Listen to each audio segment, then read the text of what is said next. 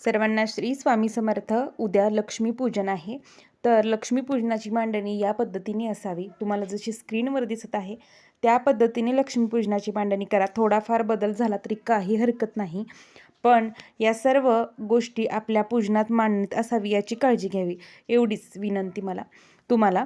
तर आपल्या म्हणजे आजचा उद्याचा लक्ष्मीपूजनाचा म्हणजे मनातील भाव काय असतो की लक्ष्मीपूजनाचं सर्वात मोठं व्रत उद्याचं असतं लक्ष्मीपूजन.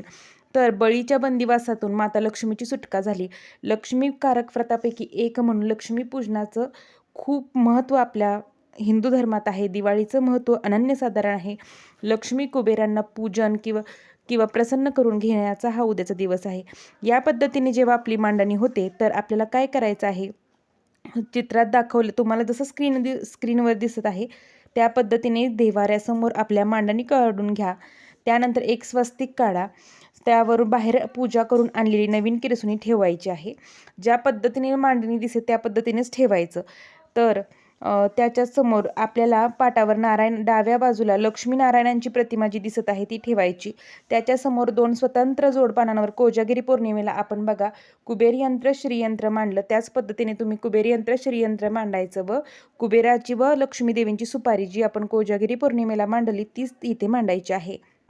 त्याचबरोबर कुळदेवीचा टाक, महालक्ष्मीचा फोटो, गजलक्ष्मी, आपल्या घरातील धन धान्य, त्याचबरोबर तुम्ही जो फराळ केला तो नैवेद्य आणि बत्ताशे लाह्या खोबऱ्याच्या वाट्यात आपल्याला भरून ठेवायच्या आहेत. जोडपानांवरील सुपारीवर स्वरूपातील देवांच्या समोर आपल्याला म्हणजे जिथं आपण लक्ष्मी कुबेरांची सुपारी मांडणार आहोत त्यांच्या समोर लाह्या व बत्ताशे ठेवायचे आहेत. आणि लक्ष्मीनारायणांच्या शेजारी कुळदेवतेचा टाक दिलेला आहे. तुम्हाला जसं स्क्रीनवर दिसत तर त्या पद्धतीने मांडणी करा. आणि मांडणीची वेळ ही कधी असावी, प्रदोष काळ म्हणजे 5:30 ते 7:30 या टायमिंगमध्ये ही सेवा सर्व रुजू करायची आहे. प्रदोष काळ म्हणजे काय, सूर्यास्तापूर्वी 24 मिनटं व सूर्यास्तानंतर 24 मिनटं ही 48 मिनटं. पण सेवा भरपूर असल्यामुळे आपल्याला वेळ लागू शकतो, त्यामुळे घाबरून जायचं नाही, काळजी करायची नाही. मनोभावे फक्त सेवा करायची. मनात एवढाच भाव ठेवायचा की लक्ष्मी आपल्या घरात आलेली आहे, तिचं आपल्याला स्वागत करायचं आहे. सगळीकडे रोषणाई करा, धूप दीप लावा, फटाकडे कर्कश आवाज जास्त करू नका, घरात वादविवाद करू नका. हे सर्व पूजा मांडणी झाल्यानंतर आपल्याला प्रथम आपल्या तुळशीचं पूजन करायचं आहे. तर तुळशीला जाऊन अगरबत्ती लावायची, हळद कुंकू अक्षदा वाहा. महिलांनी पुरुषांनी आपल्याला हळदी कुंकू लावून घ्या, पुरुषांनी अष्टगंध लावा. त्यानंतर तुळशीचा कोणता स्तोत्र म्हणायचा आहे ते मी तुम्हाला सांगते, तो मी तुम्हाला स्क्रीनवर देते. हा तुळशीचा स्तोत्र किंवा खालचा तुळशी मंत्र एवढाच म्हटलात तरी चालेल. तुळशीसमोर हा तुम्हाला पूजा केल्यानंतर मंत्र म्हणायचा आहे. तसेच आपण पूजेसाठी नवीन जी केरसुनी आणलेली आहे तिचं आपल्या चौकटीच्या बाहेरच्या बाजूला पंचोपचार पूजा करायची आहे. त्यानंतर प्रवेशद्वाराची हळदी कुंकू लावून पूजा झाली. त्यानंतर पूजेच्या ठिकाणी आपल्याला केरसुनी घेऊन आत यायचं आहे आणि चित्रात दाखवलेल्या जागी तुम्हाला किरसुनी ठेवायची आहे. तुमच्या ज्या लिखाणाच्या व्यापारी लोकांच्या घरातल्या ज्या वह्या वगैरे असतील त्याच्यावरती स्वस्तिक काढा, ओम काढा, त्याही वह्या तुम्हाला इथे पूजनात मांडायच्या आहेत. त्यानंतर सर्वप्रथम आपल्या स्वामी महाराजांना मुजरा करायचा, स्वामी स्तवन म्हणायचं, एक माळ स्वामींची करायची आणि आपल्याला आचमन करायचं आहे. आचमन करताना आपल्याला भगवान विष्णूंची 24 नावं घ्यावी लागतात. ती 24 नावे तुम्हाला मी स्क्रीनवर देते. ही नावे घ्यायची असेल तरी घ्या, प्राणायाम करायचं असेल करा, नाही तर डायरेक्ट तुम्ही सेवेला सुरुवात केली तरी चालेल, जबरदस्ती नाही. तुम्हाला जसं वेळ भेटेल किंवा तुम्हाला जे सोयीस्कर पडेल त्या पद्धतीने तुम्ही सेवा रुजू करावी. तर आचमन करताना 24 नावे कोणती घ्यायची ती नावे स्क्रीनवर पहा. या पद्धतीने भगवान विष्णूंची 24 नावं घेऊन आचमन करायचं आहे. त्यानंतर प्राणायाम करायचा आहे. प्राणायाम करण्यापूर्वी विनियोग करायचा असतो. गायत्री मातेचं, श्री गणेशांचं, आपल्या कुळदेवतेंचं स्मरण करायचं असतं आणि पूजेला सुरुवात करायची. त्यानंतर संकल्प करायचा की मी अमुक गोत्रात उत्पन्न झालेलं, माझं स्वतःचं नाव घ्यायचं कर्त्या पुरुषांनी आणि जोडीने नेहमी पूजेला बसायचं, स्त्री आणि पुरुषांनी, नवरा बायकोंनी. स्वामी समर्थ महाराजांचा सेवेकरी आहे आणि माझ्या कुटुंबातील प्रत्येक कायिक वाचिक मानसिक दारिद्र्य निवारण होऊन क्षेम स्थैर्य आयु आरोग्य ऐश्वर अप्राप्त लक्ष्मी प्राप्तीसाठी व प्राप्त लक्ष्मी चिरकाल संरक्षित राहण्यासाठी, तसेच गुरु, आई-वडील यांची भक्ती, सेवा व सानिध्य प्राप्तीसाठी, तसेच घरातील क्लेश, कलह निवारण होऊन घरात कुटुंबात एकोपा राहण्यासाठी यथाशक्ती मी दीपावलीनिमित्त लक्ष्मीपूजन करीत आहे असं म्हणायचं, मनोभावे प्रार्थना करायची, कुळदेवाचं कुळदेवीचं स्मरण करायचं, आपल्या घरातील वडीलधाऱ्यांना नमस्कार करायचा आणि पूजेला सुरुवात करायची. त्यानंतर पहिल्यांदा गणेश ध्यान मंत्र म्हणावा. वक्रतुंड महाकाय सूर्यकोटी समप्रभ निर्विघ्नं कुरु देव सर्व कार्येषु सर्वदा.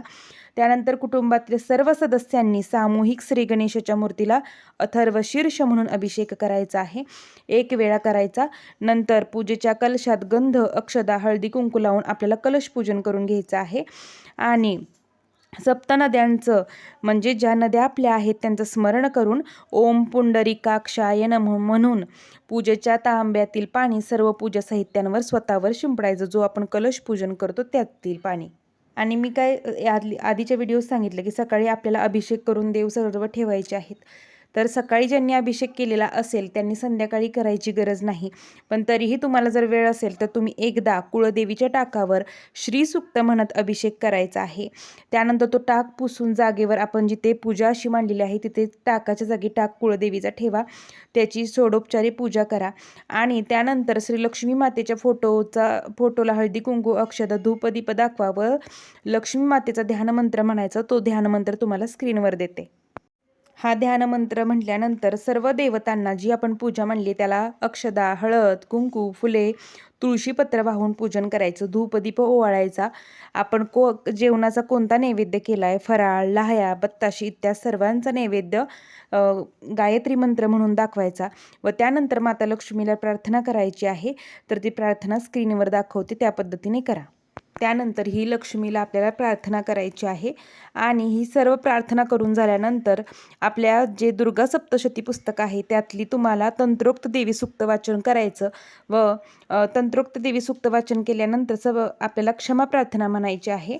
आणि आपल्या घरात आरती करून घ्यायची आहे. गणपतीची, महालक्ष्मीची आरती व कुळदेवीसाठी तुळजाभवानीची आरती केली तरी चालेल, म्हणजे दुर्गा देवीची, दुर्गे दुर्गट भारी ही आरती करून घ्या.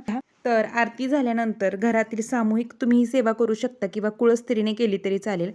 तर आपल्याला काय करायचं आहे, स्वामींची एक माळ आपण आधीच जप केलेला आहे. त्यानंतर गणेश मंत्र, श्री ऋणनाशक हे सर्व आपल्या नित्यसेवेत आहेत. स्तोत्र तर 1 माळ श्री ऋणनाशक गणेश मंत्र किंवा 21 वेळा म्हणा, यथाशक्ती म्हणण्याचा प्रयत्न करा. 1 माळ श्री लक्ष्मी गायत्री मंत्र, 1 माळ कमलात्मक मंत्र हाही नित्यसेवेच्या पुस्तकात आहे. 1 माळ श्रीम मंत्र, 1 माळ षोडशी मंत्र, 1 माळ श्री विष्णू गायत्री मंत्र, 1 माळ श्री विष्णूंचा मंत्र, 1 माळ श्री कुबेर मंत्र, 1 माळ स्वामींचा मंत्र, 1 वेळा गीतेचा 15वा अध्याय नित्यसेवेच्या पुस्तकात हे सर्व आहेत. गीतेची 18 नावे, गंगा, गायत्री, सत्या, सरस्वती ती 18 नावे घ्यायची. 1 वेळा व्यंकटेश स्तोत्र वाचन करायचं आहे. 1 वेळा विष्णू सहस्त्रनाम वाचन करा, 1 वेळा ललिता सहस्त्रनाम वाचन करा व शेवट रामरक्षा म्हणा. व आपल्या घरातील लक्ष्मी स्थिर लक्ष्मी राहावी, अखंड लक्ष्मी नांदावी, अलक्ष्मी निस्सरण व्हावं अशी लक्ष्मी मातेला प्रार्थना करा, कुळदेवीला प्रार्थना करा व अशा पद्धतीने साधी सोपं लक्ष्मीपूजन करा. झालेली सेवा महाराजांच्या रुजू करते.